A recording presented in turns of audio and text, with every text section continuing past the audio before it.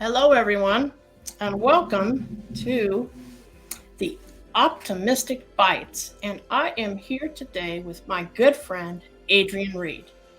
And if you are in the business analysis world, I don't think you need any introduction to Adrian because you probably have heard about him. He does a lot of things, and he is during the pandemic, he built like a whole video production studio in his house. So I'm sure you've seen one of his many shows. I want to just share a couple of funny stories that happened with Adrian. He may or may not remember these. This sounds terrifying, Judy. You didn't tell me you were going to do this. Well, of course not. Of the 10 of the 10 BAs that I'm going to have on the show, um, you know, the ones I know, they'll get this type of introduction. The ones I don't know real well, there's only a couple. They won't get it. So I remember the first time I ever met you. It was at BBC, I believe, in 2015. And Paula Bell and I attended your workshop. It was the first one, and of the day of Monday. And I remember we kept asking you questions and interrupting you and stuff. So I'm sure you'll remember that. But I think one of the good times we had was at the Minnesota PDD when the fire alarm went off in the middle of your keynote, and you never missed a beat. It turned out to be a false alarm, but you just went right back, and that was your magic show where you actually gave the impression that you were levitating. That was the funniest thing I ever saw, but you never skipped a beat. Yeah. So but it's kind of like being a BA, isn't it? Right? You sometimes there's chaos happening around you, and you've got to be like I always think it's a bit like being the metaphorical swan, right? You're gliding across the water, but under the water, you're frantically going like this. Exactly. Yeah, exactly. And then, of course, I remember the last time I saw you was 2019 BBC, and we had a little bit of fun that night after the party.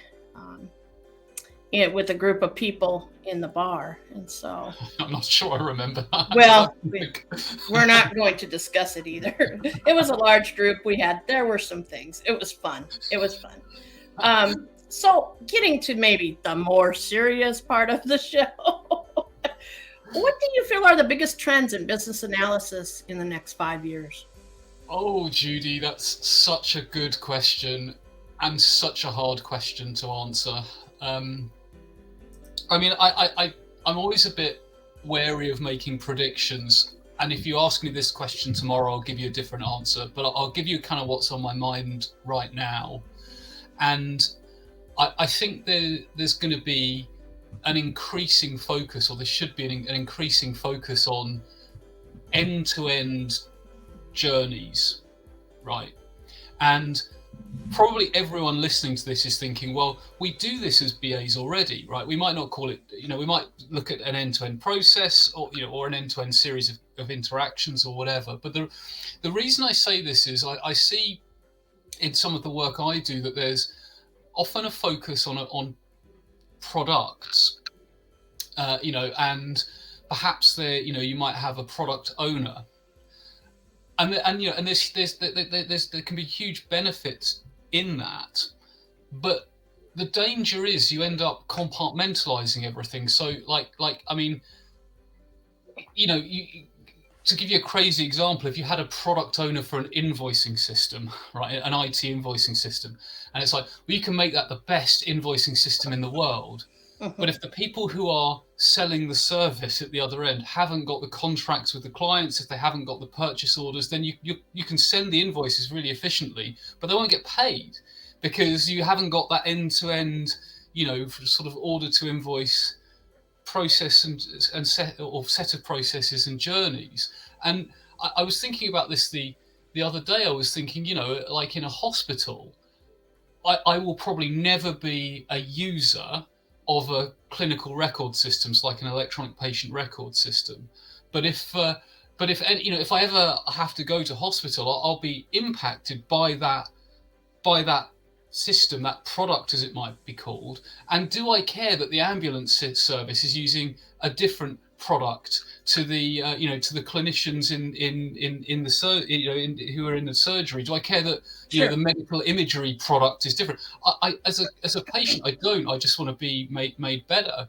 So I think that end-to-end service view is really, really important, and I think embracing multiple products along that journey is really important. So I think there's going to be an interesting debate around that how that fits with the product view. And I was speaking to a good friend of mine and colleague, Deborah Paul, who sort of inspired me to think this way. She always inspires me to think about things. And I also think there's something in us reaffirming the value that we bring as BAs, because I can't remember the number of times. I mean, you and I have talked about it. Everyone's like the whole people don't always get the value of business analysis. Exactly. That's for sure. Yeah. And I think as a community, we're getting better at talking about that value. And I think we need to really, really accelerate that. And I think we need to, embrace some of the techniques and ideas of disciplines like sales, like I mean, there's a thing I learned a while back from, which is apparently like sales 101, which is like features and benefits tables. It's like, the feature is an Intel i7 whatever processor. The benefit is it'll render video really quickly, or whatever it happens to be, right? So right. We need to think about the benefits of business analysis and talk about it in those terms. And I think adding a third thing, I think we're going to see edges of our role blurring. I think we already see it, because you get people who will do business analysis and say user experience, or business analysis and something else. And I think there's sometimes been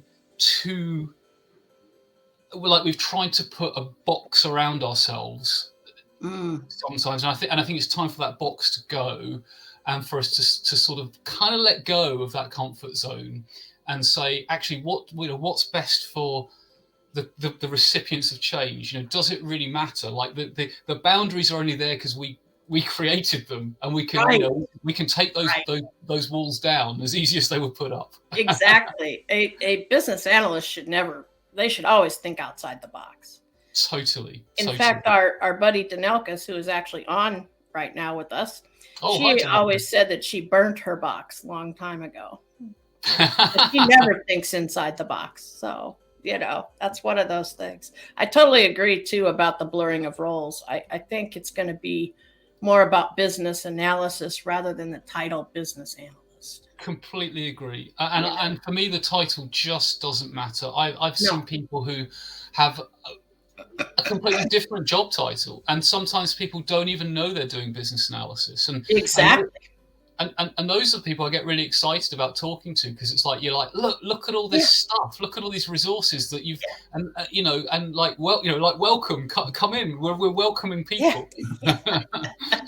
Exactly. That is true. So, moving to another topic, but it's of course related. What do you think about the trends of conferences, like in person, virtual, and hybrid? What is your thought? Where are we headed? Probably all over the place, but yeah. So it's interesting. If you were to ask me that about training, I would say I think live training can be very effectively run virtually, and I've seen it work, and when it's done well, it can be fantastic. Conferences, I do think are going to. Well, I think there's going to be two different angles. There are going to be some conferences that just say we are going to be virtual and we're never going to be real world again, and that's going to be their differentiator. But I think the majority are probably going to head back to the real world, because while you can create excellent content online, networking in the truest sense of the word is really, really difficult. And that's part of the reason that people go to conferences. But I think the expectation is going to be hybrid, and hybrid is really, really hard to do well. And even the technology to do hybrid, it's expensive to do well, and it's hard to do well. So I think the expectation is going to be hybrid. I think a lot of conferences are going to go back to real world, but there's going to be this like evaluation point, whether they stay real world. And there's probably going to be a little bit of bumpy hybrid along the way until Exactly. until things level out. But Yes. yeah, who knows? I don't know. Yeah. I do think that a lot of the virtual tools for networking, people who were smart and had the money, took advantage of the COVID and built Yeah. some really good tools. My favorite is spatial chats, but welcome Yeah. me is okay. And there's few I don't like at all, but at least it was the next best thing when you were doing virtual. I think when you have a hybrid, I think it's hard to be the people at home and not physically at the conference. If you're physically at the event or conference or whatever it is, I think it's much better. But a lot of the articles I've read is that people really prefer to just be virtual. And they found that their management supports them going to a virtual conference, but not in person. So it'll be interesting, Yeah, and it's and that's and I think for the content, you can get really well and elements, but it'll be really interesting to see what happens. Really interesting. Yeah, exactly. I don't know how many more of you are out there, but feel free to comment and everything. And if you ask us a question, we might answer it. No, this is an enjoyable conversation. And actually, Adrian has told me he will be at BBC in June in person. So that's cool to be able to see him. I haven't seen a lot of you since BBC 2019. Yeah. So as long as there are no other major world events that prevent transatlantic travel, I'll be there. Oh, yeah, exactly. And that happened way before COVID. Yeah. I still remember when I first started following you on LinkedIn or at Twitter too. The one thing I stopped doing was, shutting off. It's like I know I don't have an off button. We always joke about that. And I do think BAs are always thinking about things. But I remember you showed pictures of the light switches in your hotel room and how they weren't placed properly. Yes. And so after a while, every time I went to a hotel, I looked at that, I was like, oh, well, yeah, he's right. This is not good, but it's like they kind of build a hotel room and then they go, oh, hang on a minute, plug sockets, where should we put them? Let's put them in the middle of the wardrobe or something. It's like, you just want one so you can charge your phone. Yeah, exactly. Yeah, or maybe using your laptop, you want to plug it in or something. That's about it. But the desks are a lot different. Some are better than others, and chairs. But it's just kind of funny how that happens. Now, I have a question for you. What are your thoughts about my focus on newer BAs with an emphasis on soft skills? Now, my packages are going to be ready that I'm going to be selling within the next few months. What is the best piece of advice that you have for me? Starting out and just beginning to sell my packages. Yeah, I mean, on the soft skills, it's interesting because, again, another friend of mine, fellow BA Times author, Christina Lovelock, or Tina Lovelock, she has this great expression, which is like, they're not soft skills, they're core skills. Oh, yes. I have seen her. Yes. And I love that idea. And of course, she's not saying that they shouldn't be called soft skills. Right. We can call them whatever, but it's like they're so core to what we do as BAs, and I think that's so true. I think one of the soft skills which it took me quite a long time to learn as a BA is to have that confidence. And I remember reading an article, I can't remember where it was, and the title of the article was something like, "Everyone's making it up as they go along all of the time." And it was but it was a serious article that says, basically, most people have imposter syndrome when you actually boil it down. we all think that everyone's totally calm, and it comes back to that whole swan analogy, right? Like we're all pedaling under the under the water, but we're all just kind of like figuring it out as we go along. And of course, this we need to be prepared. We shouldn't be reckless. Right. But if you're experimenting, if you're learning, if you're doing anything of any value or anything that's got any novelty, then it's going to be scary. And there are going to be technical problems, and there are going to be days when you just get up and you think, I just don't, there are going to be good days and bad days.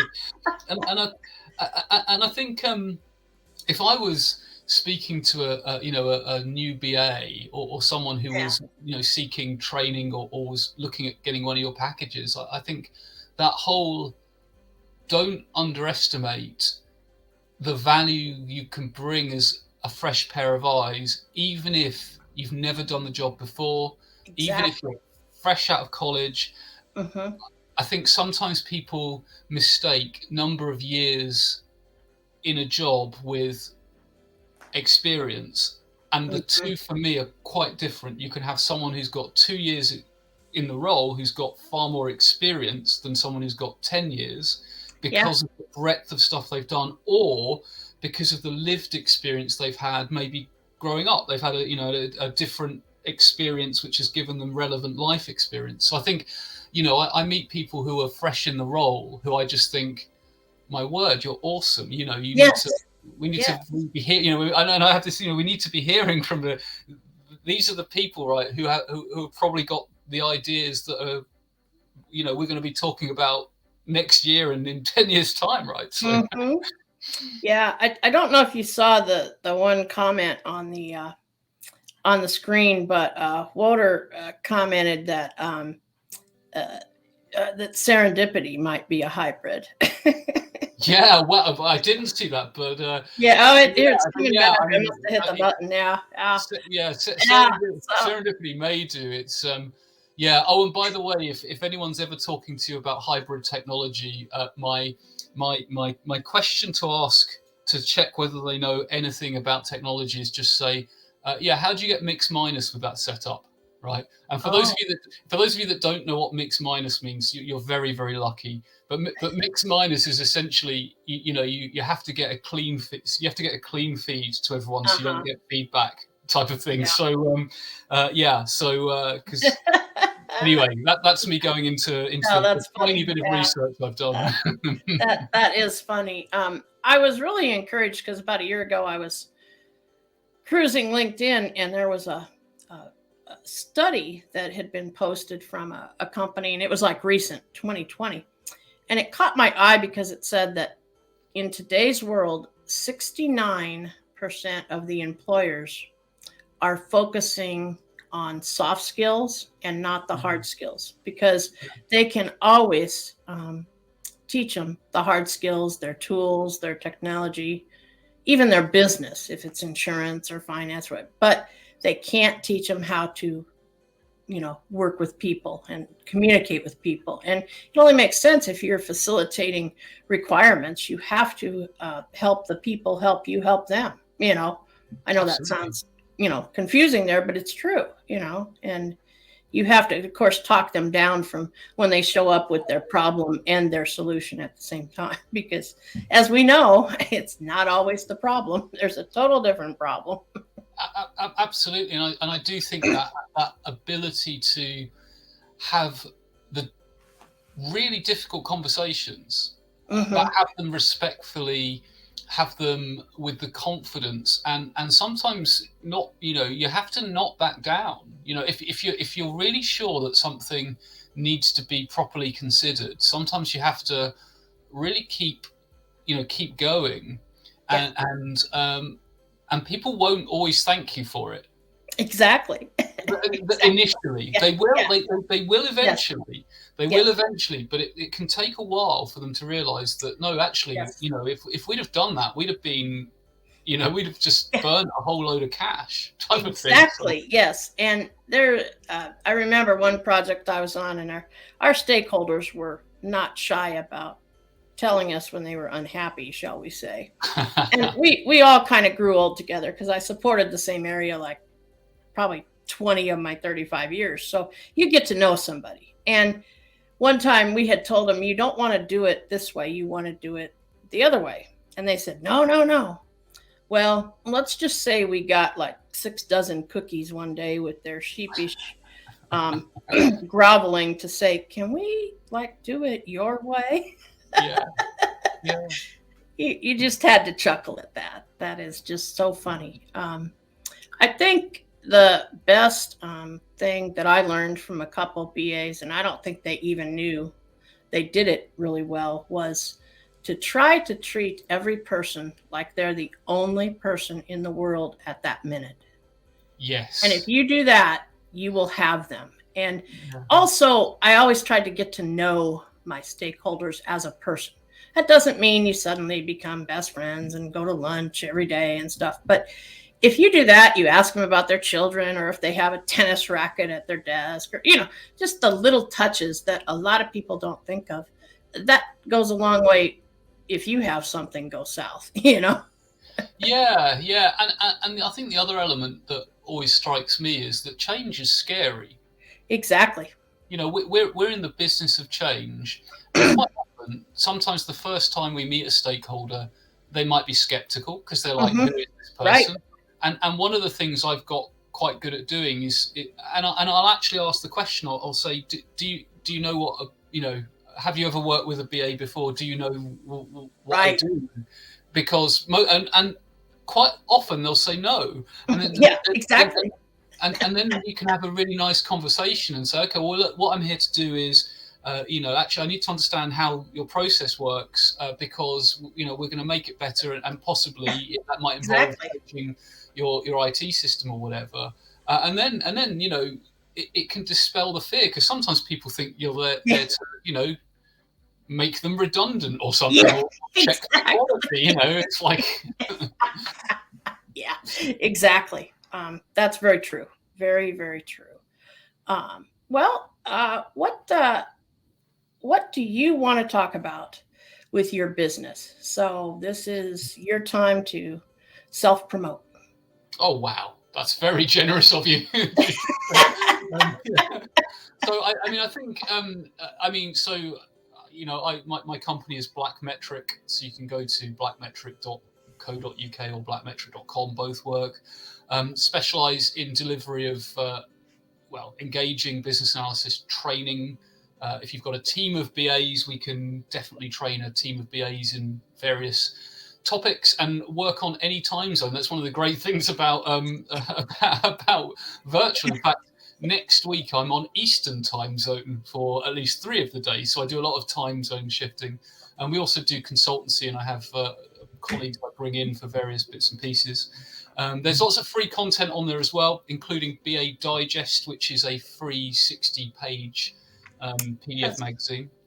And also, if you like what I've had to say, there's various things I've written or contributed to. There's a book called, surprisingly, Business Analyst, which is about the BA career. So if you're interested in that, there's one called Be a Great Problem Solver, which is, although it's not really about business analysis, it is, because it's about pre-project problem analysis, really. And I also contributed with a number of other authors to Business Analysis Techniques 120 this version of this as well. So do pick up one of those. Or, of course, there's my blog at adrianreed.co.uk, which has over 10 years worth of blogs on it. So plenty to send you to sleep there. I remember you blogging about how it was 10 years or something, and you said, I went back and I read the first blog and I thought, oh my God. It's awful. It's awful. Yeah, don't read about the first 3.5 years worth. They're awful. After about year 5, it gets good. Yeah, I can relate, and I haven't been doing it that long, but when I look at my old ones, I'm like, oh geez, it's just things change, and they change pretty fast. But it kind of makes a serious point though, right? Which is like, which is the way to get good at writing is just to write. Exactly. And And the way to get good at doing business analysis is to do business analysis. Just do it, yeah. Whether or not, and this is a conversation I have a lot with people who are trying to get into the role. I'm like, you're probably already doing some of it. Well, just find ways of doing more of it in your current role, and then make the leap. Yeah, and a lot of us have talked quite frequently. Really, most people are business analysts. They just don't realize it yet. Yeah. If they go to the grocery store, there's some system of approaching that. So, well, to wrap up this session, Adrian was the first one that I am interviewing as part of the top 10 BAs on LinkedIn that I suggested are necessary to follow. And it's kind of funny today because I assume it's public because it's out on LinkedIn. But Paula Bell has left Wells Fargo Bank, and she is now the operations manager for Laura Brandenburg at Bridging the Gap. Oh, that's awesome. Yeah. And so you heard it here first, probably. Yeah. Wow. And Laura and Paula, of course, are on this 10 BAs list. So I guess I might know what I was doing when I did that, Yeah, totally. I'm sure I left people out, but that will spark discussion, I'm sure. But and in addition to Adrian, I will also be at BBC, and I will be speaking there, and I'm going to talk about change. That's funny that he should mention that. So I appreciate whoever has joined. If anybody's in the Orlando area, I am speaking at PMBA next week. Be my first in-person event since September 2019. That seems like a world ago. Yeah, yeah. It also takes a little more preparation than just doing something, virtually, and maybe just a little different clothes, But Adrian, I always enjoyed talking to you, but it's been great, especially since we haven't been able to get together at all physically, and I haven't been over to the UK. So no, my pleasure, Judy. Always great to catch up. Oh yeah, it is, and it's just let's face it, the BA arena is only so big, so you probably know someone somewhere. And if anyone has time on Friday mornings, and depending on where you live, it might be early. For me, it's 5:30 a.m., but there's the BA Cafe that Brussels chapter hosts. And I really have gained a ton of friends and had a lot of fun getting up that early on a Friday morning. And it just, it's just fabulous how much with COVID and stuff. Here I'm the global chapter council chair at IIBA, and I didn't really ever leave the U.S. Hardly. Yeah. Well, I've been to Canada twice. Okay, we'll clarify that. But it just really helped to bond and get to know people on a different level. That's the thing. And at the BA Cafe, we talk about every subject imaginable, from what kind of Disney princess we are to actual BA topics. Yeah. And anything in between. So if you're bored or you can't sleep, come out, because you'll enjoy yourself. That's for sure. So on that note, thank you everybody for coming. And I hope to see some of you in Orlando next week. I don't know how many of my PMBA buddies were out there, but let's do it. I'm excited to see everybody. So, and I will be donning a football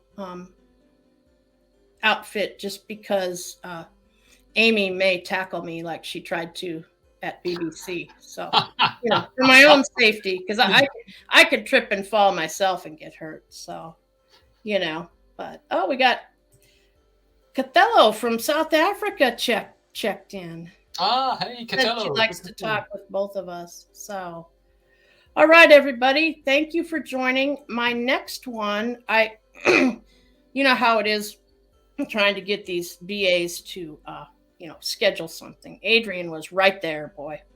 Right. You're welcome, Walter. We enjoyed this. He thanked us. Adrian was right on the spot. But my next one is going to be May 19th with Ino Ika from Canada. And she's one of the people who I've never physically met, and I really don't know all that well. So that will be very interesting. And she's the accountant that turned Rockstar BA, I guess, is the way to put it. So she's amazing, so inspirational. Yeah. So I want to thank Biaka. Biaka is the owner of my web design company, and so I joke that those are my people. So I have 5 millennials that tell me what to do.